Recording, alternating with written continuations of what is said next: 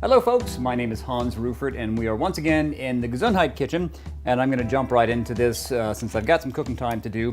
Today I'm making a chili, and I know probably some of you are thinking, wait a second, a guy with no stomach is making a chili, which can be famous for maybe a little bit of GI distress, but this is has been a go-to of not only mine but my family's for quite some time, and so I'll kind of talk us through this as we go along. I got a little bit of olive oil getting hot in a nice heavy skillet, about 3 cloves of garlic, and there is a culinary term called sweating. Now, of course, it doesn't refer to me being in a hot kitchen sweating. It really is where you take aromatics, things like garlic or onions or leeks or even carrots, celery, and you're trying to get all those volatile oils out of there. And while I am sweating those, I also want to have a little bit of salt, because salt is a natural extractant. I never want to taste the salt. I just want to have it where it's sort of pulling out the natural flavors. About a teaspoon of cumin, ground cumin, and then I like to use garam masala, or I make a spice blend called Lucky 7. But if you don't have either of those, you could even use a little bit of curry powder. Again, this is the Lucky 7. It has things in there like cherry peppers and bay leaf, a little cumin again, some coriander, and sweating that with the onions and the garlic is going to kind of open those flavors up. And you can't smell it at your house, but at my house, the whole house right now smells fantastic. It also adds a little bit of char at the bottom of the pan, and I kind of want that. That's going to help add the flavor. We call that fond, F-O-N-D. And to that I'm going to add, let me turn this down a little bit, a can of fire-roasted crushed tomatoes. And, you know, I'm always advocating fresh, but when you're making something like a chili or a soup, you will reach for sometimes canned or frozen. And when it comes to canned tomatoes, they actually are higher in some of the beneficial properties like lycopene.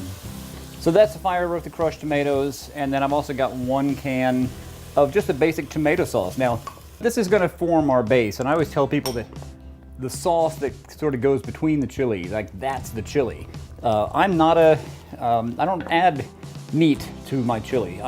This is a vegetarian chili because for me it's easier to digest. I sometimes use the veggie crumbles. You can get it's a plant-based ground beef substitute that you kind of brown in the skillet. So if you're looking for that texture, you can always use veggie crumbles. And then I'm using 3 cans of beans. You can use dry beans that you rehydrate yourself, but this is kind of a, easy 5-8 minute chili.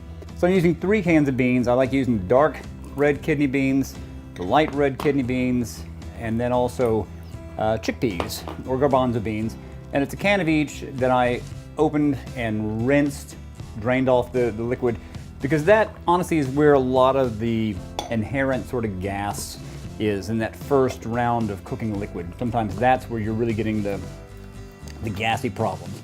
But as you eat this type of food, not only are you getting great plant-based protein from the 3 beans, or if you're using the veggie crumbles, but it is so easy to do and so much better than buying canned chili, which invariably has a lot of fat, a lot of sodium. This way you can control what goes in there. So I'm going to add just a little bit of cooked red quinoa, because I've had it on hand, and this is also full of protein. This is about a cup. I'm going to add probably about half of that to this. And this is a great way to you can change the consistency of the chili.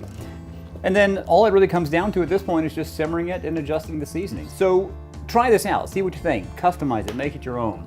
If you like heat, you can add some heat, but this is so easy and so customizable and so nutritious, so many good things in here. If you like this type of thing, we have lots more videos on gastriccancer.org.